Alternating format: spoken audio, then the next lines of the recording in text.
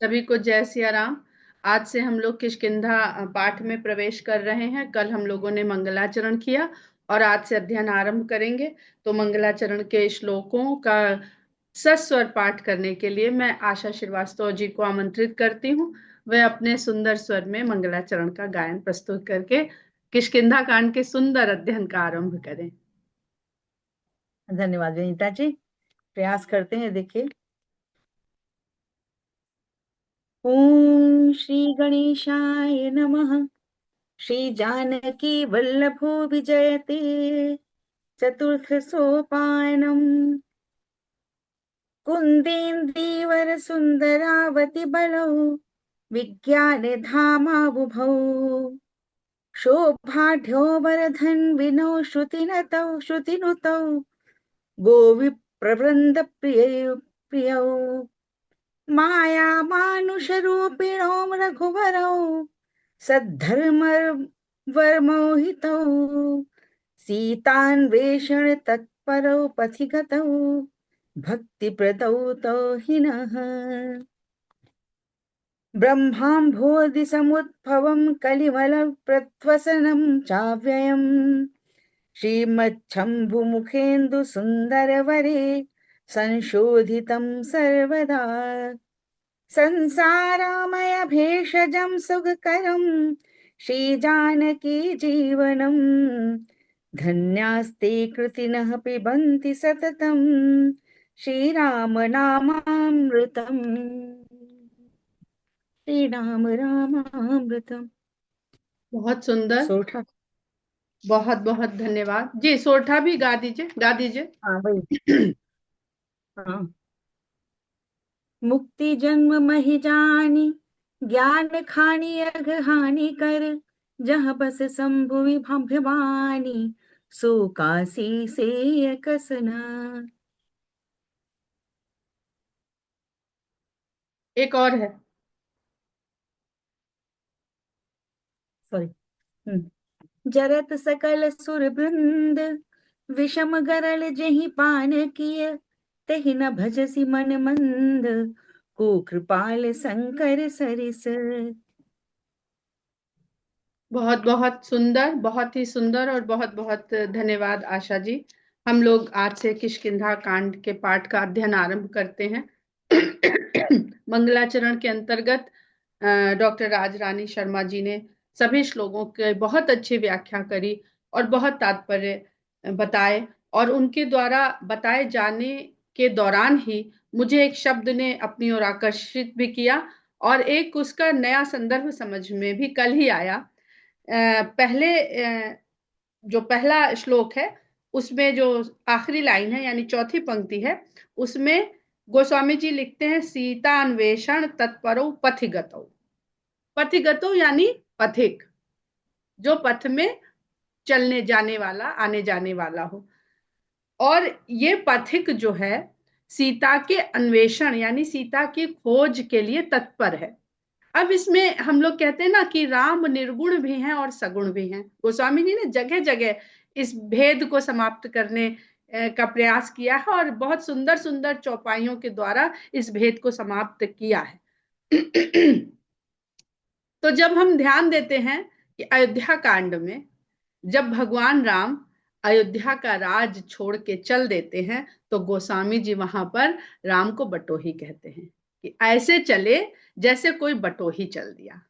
तो बटोही माने भी पथिक, यात्री, और पथिगतो माने भी पथिक।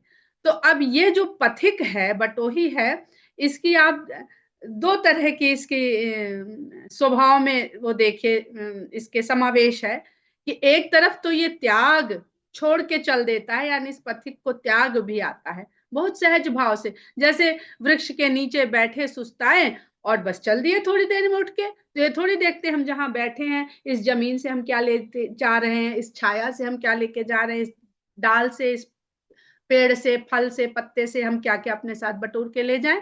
कुछ नहीं बटोरता है और चल देता है, बस उठा और चल दिया। इसी तरह से तो त्याग की भावना तो वहां राम में खूब दिखती है। और यहां पर वो सीता की खोज, सीता की खोज यानी अब खोज पाना है तो ये प्राप्ति है। तो ऐसे पथिक हैं जो त्याग भी उतना ही जानते हैं जितना कि प्राप्ति, लेकिन लिप्त वो किसी में नहीं है। वो किसी के भाव से कि त्याग कर दिया तो उस त्याग के भाव से लिप्त हो गया कि हम में कितनी महानता है, हम क्षण भर में त्याग के चल दिए। और न यहाँ सीता की खोज के लिए कि किसी तरह का अहम का भाव नहीं है कि नहीं हमको तो खोजना है, क्यों खोज रहे हैं। और अभी हम लोगों ने अरण्य कांड में जगह जगह देखा कि जब जब भगवान राम सीता के हरण हो जाने की बात करते हैं, जिससे भी करते हैं, पूछते हैं, पता पूछते हैं, तो कहीं जनक सुता ज्यादातर कहते हैं। अब ये गोस्वामी जी यही सीता के लिए यही पर्यायवाची क्यों प्रयोग कर रहे हैं? तो जिस तरह से जनक जी ने जब सीता को पाया तो पुत्री भाव से उनको स्वीकार किया, और पुत्री भाव से स्वीकार करने का तात्पर्य ही होता है कि ये मेरी नहीं है। जो पराया धन कहते हैं वो पराया धन के पीछे बहुत बड़ा दर्शन है। तो ये सीता जो शक्ति स्वरूपा है, इस संसार में शक्ति स्वरूपा पुत्री को उन्होंने प्राप्त किया, तो वो जानते हैं कि जो शक्ति है वो मेरी नहीं है, वो जिसकी है उसको सौंप दे। तो जितने निर्लिप्त भाव से विदेह है उस सीता को राम को सौंप देते हैं। तो राम भी उस सीता को जब अपनी अर्धांगिनी के रूप में, प्रिया के रूप में अपनाते हैं, तो राम के मन में भी यह है कि खो गई है तो जनक सुता है जिसने हमें सौंपी थी, तो उसकी रक्षा करना हमारा धर्म है, हमारा कर्तव्य है। तो यानी अगर भक्त ने अपनी भक्ति भगवान को सौंप दी है तो भगवान इसको फिर अपना कर्तव्य मानते हैं, निर्गुण होते हुए भी, क्योंकि भक्त तो सगुण है ना, भक्त तो सगुण है। तो उसकी भक्ति की रक्षा करना, उसकी भक्ति को खोजना, ये भगवान अपना कर्तव्य मानते हैं और तत्पर हैं कि किस तरह से ये सीता, जनक जी के लिए सीता भगवान की शक्ति है और स्वयं की भक्ति है। अनीता को याद होगा इस प्रसंग पे हमारी जब बात हुई थी तो शक्ति और भक्ति के उहापोह में हम भी फंसे हुए थे। तो ये समझ में आ रहा है कि किसी के लिए वही भक्ति शक्ति है और किसी के लिए वही शक्ति भक्ति है। तो भक्ति और शक्ति को भी एक मानिए, इसमें भी कोई भेद नहीं है। तो राम को जब वो सीता मिली, जनक सुता अपनी बनाई उन्होंने, तो राम को तो वो शक्ति के रूप में शक्ति को धारण करते हैं, लेकिन जनक के द्वारा वो जो भक्ति जनक ने सौंपी है इस रूप में स्वीकार करते हैं और इस रूप में उसको वो अपनाए रहते हैं। तो ये मुझे बड़ा सुंदर लगा ये इस श्लोक की ये चौथी पंक्ति। अब आगे चलते हैं। और कल ही हम लोगों ने ये जाना कि इस मंगलाचरण में कहीं शिव की वंदना नहीं करी है गोस्वामी जी ने, राम लक्ष्मण की वंदना करी है। लेकिन जैसे ही सोरठे पड़ जाते हैं तो वो न केवल शिव की वंदना करते हैं बल्कि काशी की वंदना करते हैं। मुक्ति जन्म महि जान ज्ञान खानी अगहानि कर, जहां बस शंभु भवानी सो काशी से ही अकसना।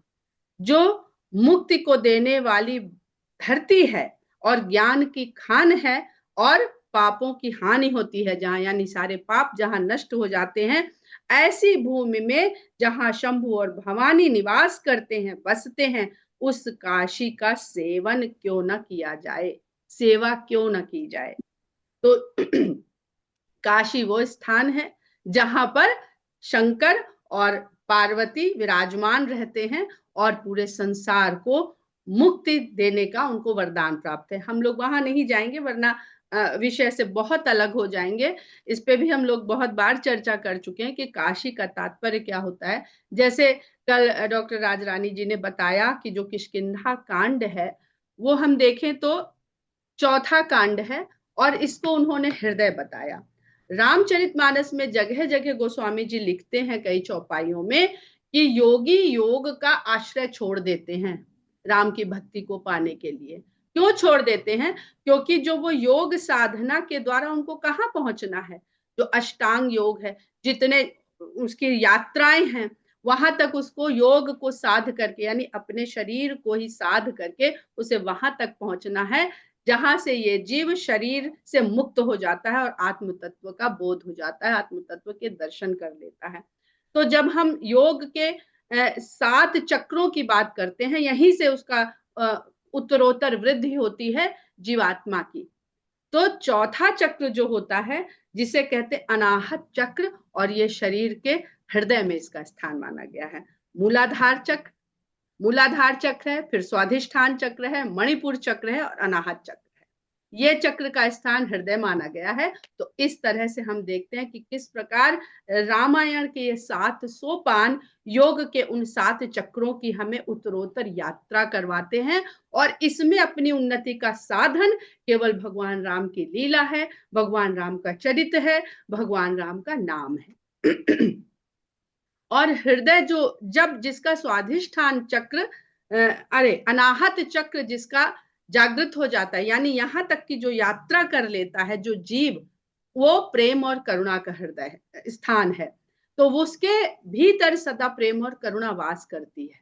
अब प्रेम और करुणा को जब वो प्राप्त कर लेगा अपने भीतर, तभी वो आगे की यात्रा आरंभ करे पाएगा, चाहे वो योग को साधन बनाए और चाहे रामचरित मानस को साधन बनाए। यात्रा तो चलेगी उसी तरह से। और काशी तो फिर सहस्रार चक्र के बाद जहां सब कुछ मुक्त ही मुक्त है, वो काशी है। तो हम यात्रा कहाँ की करना चाह रहे हैं, हमें पहुंचना, वास करना उसी काशी में है, जो इन 7 चक्रों के बाद जो अनंत है, जहां से फिर जा करके मुक्ति प्रदान करते हैं। यानी ऐसा मुक्त भाव प्राप्त हो गया जीवात्मा को शंभु और भवानी की तरह, कि वो न केवल शंभु को गुरु बताया गया है ना, वो पार्वती जी को कथा सुना रहे हैं, तो गुरु क्या करता है, और आगे भी यही इसी गुरु का जो स्वभाव होता है उसको ही गोस्वामी जी कहते हैं कि जरत सकल सुर वृंद विषम गरल जहि पान।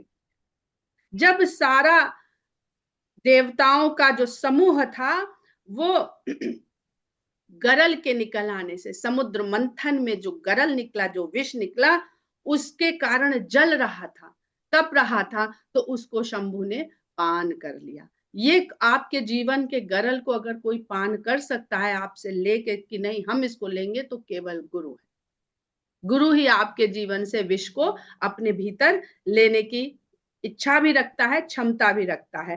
तही न भजसी मन मंद को कृपाल शंकर सरिस।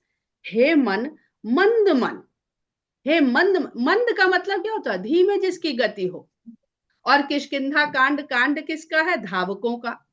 कीश जाति के जो जीव हैं, हम वानर नहीं कहेंगे, कीश जाति के जो जीव हैं उनके रहने का स्थान किष्किंधा है, उसकी राजधानी किष्किंधा है। 7 पर्वतों की यह श्रेणी है जो किष्किंधा भूमि है। यहाँ 7 चोटियां हैं, जिसमें से एक चोटी है ऋष्यमुख। तो जब यहाँ पर तेहि न भजसी मन मंद, और मन जो है तो बड़ा तेज, तो गोस्वामी जी मन को मंद क्यों कह रहे हैं, मन की गति तो शायद प्रकाश से भी तेज होगी। लेकिन मन मंद कब है, जब वो अपने को विषय कामनाओं की ओर लगा देता है। तो भैया जाना जिधर उल्टी दिशा में चल गया, तो चाहे जितना तेज चले मंद ही गति है, क्योंकि हम तो अपने मंजिल से, जो हमारा लक्ष्य, उससे दूर जा रहे हैं। तो जितना दूर जाते जा रहे हैं वो हमारी डिस्टेंस बढ़ती जा रही है, तो यानी हम मंद ही होते जा रहे हैं, तेज दौड़ रहे हैं और सीधी दिशा में नहीं दौड़ रहे हैं। सीधी दिशा में दौड़ रहे हैं तब तो हम धावक हैं, उल्टी दिशा में दौड़ रहे हैं तो ये मन मंद कहते हैं। तेहि न भजसी मन मंद हो कृपाल शंकर सरिस। तो शंकर के समान कृपा करने वाला कौन। तो गोस्वामी जी जहां बार बार अरण्य कांड अभी पूरा भरा था कि ऐसे राम को जो नहीं भजता है वो मंद बुद्धि है, मति मंद है, अज्ञानी है। तो यहाँ पर सोठे पर आते ही गोस्वामी जी शंकर जी के वंदना करते हुए वो बात कह देते हैं, आगे चले बहुरी रघुराया ऋष्य मूक पर्वत नियर आया। बहुरी एक ऐसा शब्द है जो गोस्वामी जी ने बहुत बहुत प्रयोग किया। बहुरी का मतलब अवधि में, खासकर वैश्वारी अवधि में फिर होता है बहुरी। तो फिर रघुराम आगे की ओर बढ़े, आगे बढ़े, ऋष्यमुख पर्वत नियर आया। पंपा सरोवर से आगे बढ़े तो ऋष्यमुख पर्वत निकट आ गया। अब ऋष्यमुख पर्वत को अगर हम कल से इसमें जुटे हुए थे, बहुत लोगों की हमने मदद ली कि ऋष्यमुख को ऋष्यमुख क्यों कहते हैं। जहां पर ऋषि लोग साधना करते हैं, तपस्या करते हैं, अमूक रह के। मूक माने चुप रहना, और अमुक जहां कोई मूक नहीं है। लेकिन वहां का अगर हम बहुत साधारण भाषा में बोले तो वहां का शोर क्या है? वो जप है, भगवान के नाम का जप है। वहां अगर कोई स्वर है, कोई शब्द है, तो वो केवल जप का है। अब ये ऋषिमुख पर्वत पर ही क्यों रह रहे थे, हम लोग धीरे धीरे इसकी किष्किंधा कांड का पाठ करते हुए इसकी चर्चा करते रहेंगे। तो ऋष्यमुख पर्वत नियर आया, तह रह सचिव सहित सुग्रीवा, आवत देख अतुल बल सीवा। जहां सुग्रीव अपने सचिवों के साथ रहते थे, और जब उन्होंने देखा कि बल की सीमा के समान लग रहे हैं ये जो दो आते हुए दिख रहे हैं, अतुल बल सीमा, अति सभीत कह सुन हनुमाना। बहुत भय के साथ हनुमान से बोले कि पुरुष जुगल बल रूप निधाना। ये जो दो पुरुष आ रहे हैं, ये जो जोड़ी आ रही है, ये तो बल और रूप दोनों के भंडार हैं। न केवल बलसीम है, बल्कि रूप के निधान भी है। धरि बटु रूप देखो तय जाई, कहे सुजान जी सयन बुझाई। तो बटुक का रूप धर करके जाओ जरा वहां पर, और समझो अपने हृदय में, कहे सुजान जी, जब अपने जी में हृदय में जान लेना, तो हमको सयन बुझाई, इशारे से हमको बताना। पठे बाल हो ही मन मैला, भागो तुरंत तजऊ यह सैला। देखिए भागने की बात हो गई, क्योंकि किष्किंधा कांड के जो वानर जाति है, इनका जो सबसे बड़ा गुण है वो है दौड़ने का। धावक बहुत अच्छे हैं ये सब। तो कहते हैं ऐसा तो नहीं कि मलिन मन वाले बाली ने यहाँ भी हमको चैन से नहीं रहने दिया और भेज दिया है। तो मैं, तुम ऐसा जब इशारा कर दोगे, मैं समझ जाऊंगा कि मेरे लिए यहाँ सुरक्षा नहीं है, तो मैं तुरंत ये भी शैल त्याग दूंगा और यहाँ से भाग खड़ा होऊंगा। विप्र रूप धरि कपितः गयऊ, माथ नाई पूछत अस भयऊ। अब हनुमान जी विप्र का रूप धर करके, विप्र रूप धरि कपि, है कौन? कपि। और रूप क्या धरा? विप्र। तो यहाँ क्या है? अपने जो वास्तविक रूप है उसमें नहीं गए भगवान के सामने। हम लोग भी ऐसे ही करते हैं। तो ये यही शिक्षा है कि जैसे हो वैसे ही भगवान के, दुनिया में पार्टी में जाना है तो चाहे जैसा बढ़िया रूप बना लो। नेता नगरी में जाना है तो बढ़िया खद्दर की धोती पहन लो, पार्टी में जाना है तो गाउन पहन लो, बारात में जाना है तो बनारसी पहन लो। लेकिन भगवान के सम्मुख जाओ तो जो हो उसी वास्तविक रूप में जाओ। लेकिन यह हनुमान जी जैसा, अब मतलब क्यों कह दिया? मंद की धावकों के प्रदेश में मंदता की बात गोस्वामी जी कर रहे हैं। तो विप्र रूप धरि कपिता गए, वानर विप्र का रूप धारण करके वहां गया, और माथ नाई पूछत अस भयऊ, मस्तक नवा करके उनसे ऐसा पूछता है, को तुम श्यामल गौर शरीरा, छत्री रूप फिरहु बन बीरा। हे श्यामल और गोरे शरीर वाले तुम दोनों जने कौन हो जो छत्री का रूप है और वन में विचरण कर रहे हो?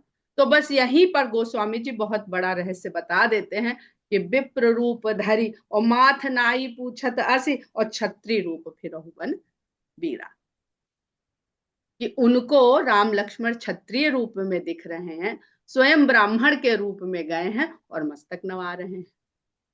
तो ब्राह्मण और क्षत्रिय का जब भेंट होती है तो मस्तक कौन नवाता है? क्षत्रिय नवाता है।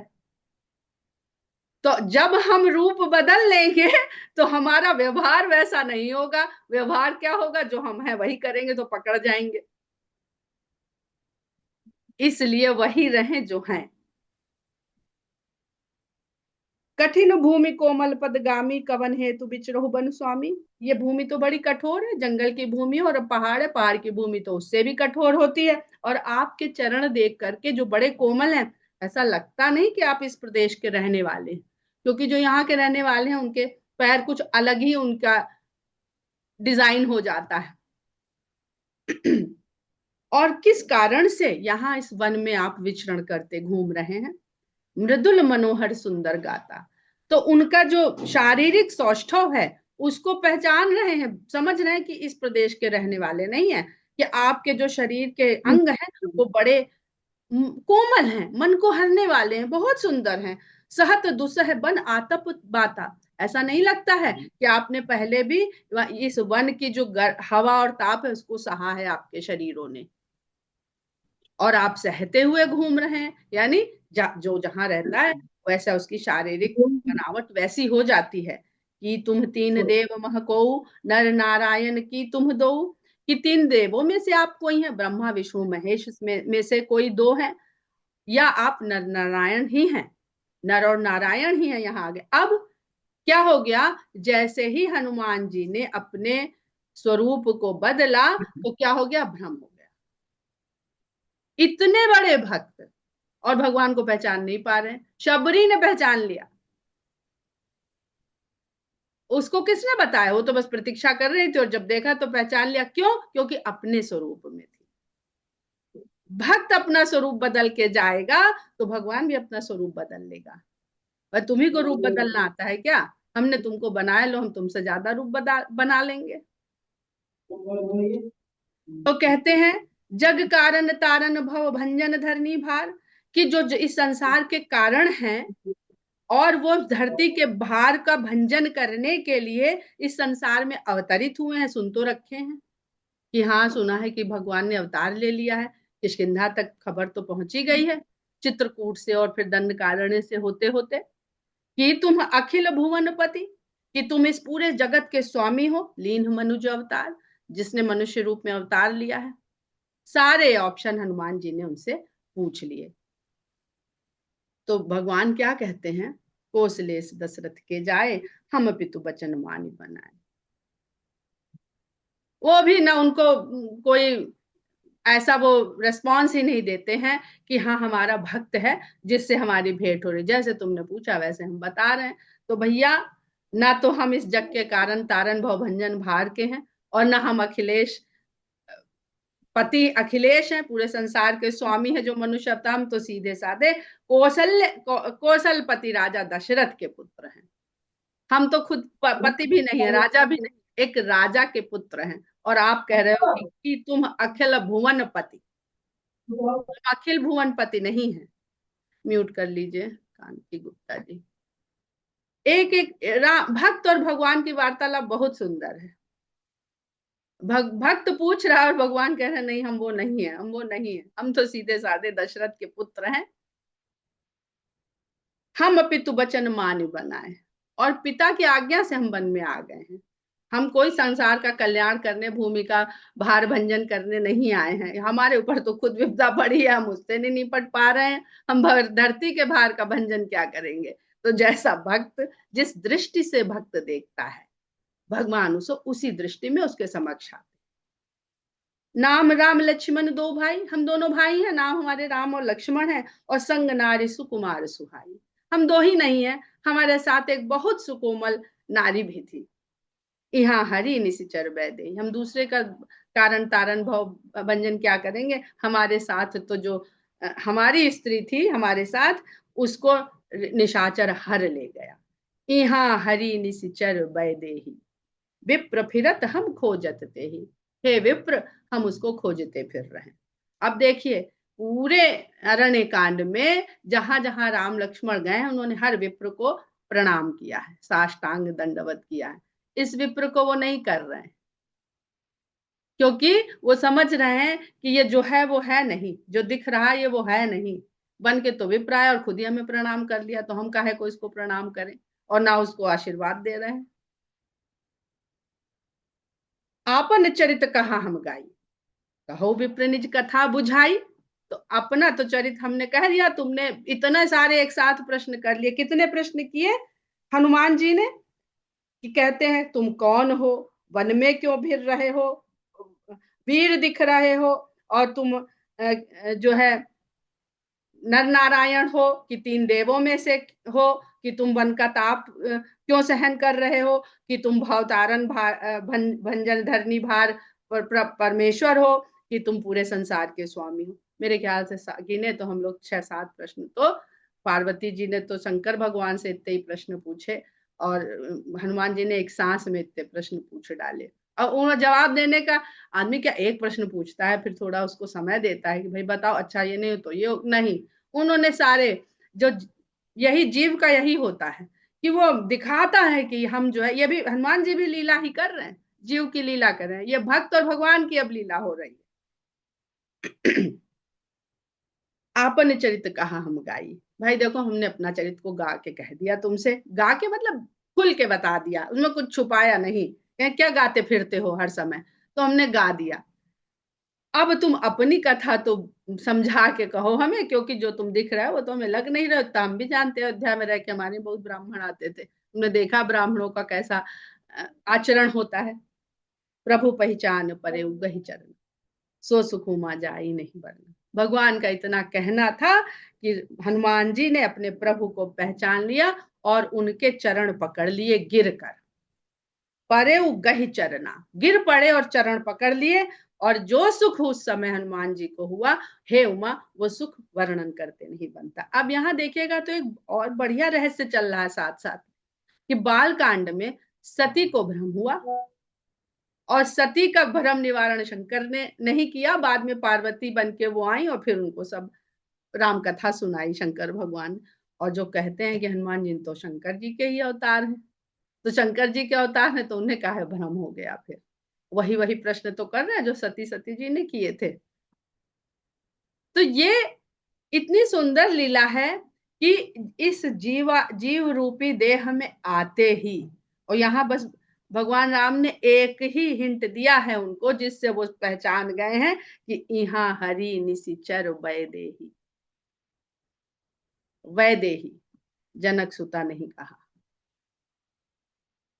वैदेही। अरे जिसको देह का अभिमान नहीं है उसको कौन हर सकता है? जो अज्ञानी है वही हर सकता है। उसको केवल वो दिख नहीं रही वैदेही, वो उसे माया सीता ही दिख रही है, वो हर ले गए हैं। और जो भी हम लोगों ने भक्ति की बात करी है, तो गोस्वामी जी ने एक जगह कहा है कि ऐसा लगता है ना कि जैसे ज्ञान भक्ति और वैराग्य बैठे हैं। तो हम ज्ञान और वैराग्य हैं और भक्ति खो गई। भक्ति को अज्ञानता का अहंकार हर ले गया है। भक्ति स्वयं लोभ के कारण हम लोगों को से दूर हो गई है। तो हनुमान जी को तुरंत, क्योंकि बहुत विद्यावान गुणी अति चातुर, भी बाहर से दिखने की चेष्टा कर रहे थे कि हम बहुत मंद बुद्धि हैं, पर विद्यावान गुणी अति चातुर, बिना उनके बताए फिर समझ गए कि ये तो हमारे प्रभु, और भक्ति खो गई है। और भक्ति खो गई है तो भगवान स्वयं भक्ति को खोज रहे हैं। तो प्रभु, हमें कोई चिंता करने की आवश्यकता नहीं है, हमसे भक्ति भले खो जाए, आप उस भक्ति को खोज करके फिर हम लोगों को प्रेरित करोगे कि जाओ और भक्ति को खोज के लाओ और पाओ। तो इस भाव से हनुमान जी उनके चरणों में गिर पड़ते हैं कि हमें कोई चिंता है नहीं प्रभु, वही सुख है, सो सुखमय। वो कौन सा सुख है जो नहीं वर्णन करते बन रहा? यही कि संसार में हम आएंगे, जब जब जीव बनेंगे, तो हम भगवान तो क्या, भगवान तो मिल गए पर भक्ति नहीं है। जब भक्ति नहीं है तो भगवान से भक्त कैसे जुड़ेगा? माध्यम तो भक्ति ही है ना। पुलकित तन मुख आवना बचना, और ऐसा तन उनका पुलकित हो गया आनंद से, मुख से बोली नहीं निकल रही। देखत रुचिर बेस कै रचना, और अब वो भगवान के जो सुंदर वेश है उसको निहार रहे हैं। पुनि धीरज धर अस्तित्व, पुनि धीरज धरि अस्तुति कीन्ही, हरस हृदय निज नाथ ही चीन। फिर उन्होंने धीरज धर के भगवान की स्तुति करी और अपने स्वामी को हरस हृदय, हर्षित हृदय के साथ उन्होंने अपने भगवान को चिन्ह लिया। अब देखिए, किष्किंधा कांड से सुंदर कांड में चिन्ह, चिन्ह का बहुत रोल रहेगा। अवधि में चिन्हना पहचानने को कहते हैं, और चिन्ह जो है वो चिन्हना, ये सब एक दूसरे के अगल बगल के ही शब्द हैं। तो अब ये चिन्ह ही चलेगा जब तक भक्ति मिल नहीं जाएगी, ये चिन्हारी ही चलते हैं ना। कोई चिन्हारी दिए हैं कि नहीं दिए हैं? तो ये चिन्हारी मुद्रिका तक जाएगी अभी। उसी का रोल है किष्किंधा कांड से सुंदर कांड तक। मोर न्याऊ मैं पूछा साई, तुम पूछो कैसे नर की नाई। तो हनुमान जी कहते हैं, मेरे लिए तो न्यायोचित है कि हमने पूछा, क्योंकि हम अब शंकर नहीं है, हम ये वानर का रूप धर के आ गए, तो जैसा शरीर धरेंगे वैसी वृत्ति थोड़ी बहुत हो ही जाएगी। सबका आत्म तत्व सबका भूल जाता है, भटक जाता है, तो इसमें हमारा क्या दोष है? मोर न्याऊ मैं पूछा साई, तुम पूछो कसनर की। और मुझे जो ये मेरा अपना पूरा विजुअलाइजेशन है कि मुझे ऐसे लगता है कि हाँ, वो शंकर भगवान, हम लोगों ने कल परसों परसों नरसों बात करी थी ना, कि जैसे इन्होंने हमारे प्रेम में अपनी पत्नी का विछोह सहा, वियोग सहा, तो राम ने अपने पत्नी का वियोग सहा। तो फिर शंकर ने कहा नहीं भाई, हम तो मिलवाएंगे, हम इन्होंने हम अपने भगवान को सीता का वियोग में इतना नहीं रहने देंगे। तो उन्होंने बताया, अरे वही जिस कारण से तुम हनुमान बन के आए हो, वो हर गई है वैदेही, तो उसी कारण तो तुम यहाँ बैठे हुए और पहचान नहीं पा रहे हो। ये तो हमारा तुम्हारा भक्ति, ये कर्म बंधन का नाता नहीं, ये भक्ति और प्रेम का नाता है, ये भी लगातार चलता है, इसकी भी कहीं कोई अंत नहीं है। जैसे कर्म बंधन से मुक्ति नहीं है, तो ये प्रेम का नाता भी लगातार चलता रहता है। बस फर्क इतना है कि कर्म बंधन हमें तपाता है, पीड़ा देता है, कष्ट देता है, और प्रेम बंधन हमें सुख देता है, शांति देता है, संतोष देता है। तो कहते हैं मेरे लिए तो न्यायोचित है स्वामी। मैंने पूछा, तुम काहे को मनुष्य की तरह हमसे पूछे कि तुम कौन हो, अपनी बताओ जरा।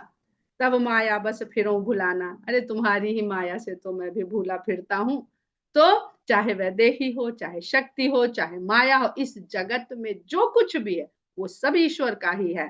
ताते मैं नहीं प्रभु पहचाना, हे प्रभु आपकी माया के कारण ही तो मैं भूलवश में आपको पहचान नहीं पाया।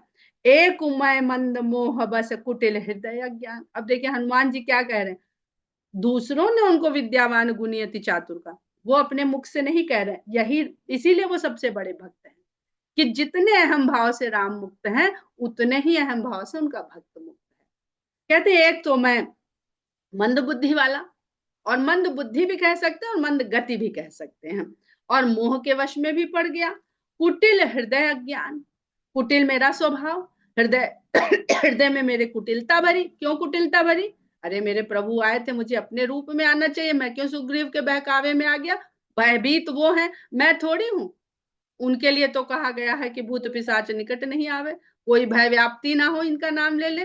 तो वो कहे सुग्रीव के भय से प्रभावित हो गए, तो यही उनका जो भूल गए, जो मोह में पड़ गए। तो कहते हैं एक में मंद मोह बस कुटिल हृदय अज्ञान, और जहां भय मोह इसके वशीभूत हुआ, तो पूरा अज्ञान ने आपने अपना कब्जा जीव के ऊपर जमा लिया। पुनि प्रभु मोहि बिसारे दीन बंधु भगवान, अरे हम भूल गए थे तो भूल गए थे, तुमने हमें काहे बिसरा दिया? हमारी तो चलती है, हमारे को तो तुमने इतनी माया फैला रखी है कि लो हमें भूल जाओ, तुमने क्यों भुला दिया? कितना सुंदर संवाद है राम और हनुमान का। पुण्य प्रभु मोहि, और इसके एक तो मैं इस तरह का हूं, और उसके ऊपर आपने मुझे भुला दिया। आप तो दीन बंधु भगवान हैं। जदपि नाथ बहु अवगुण मोरे, सेवक प्रभु ही परै जनि भोरे। समय हम लोगों का हो गया है, तो हम लोग यहीं पर विराम लेते हैं। जय सिया राम। कल धीरे धीरे किष्किंधा कांड की चढ़ाई हम लोग चढ़ेंगे। चढ़ाई है, जरा मुश्किल होती है, और अगर उस पे भी कंधे पे दो जनक बैठा लो तो और मंद हो जाती है गति। जय सिया राम। लेकिन दीदी आप इतने अच्छे से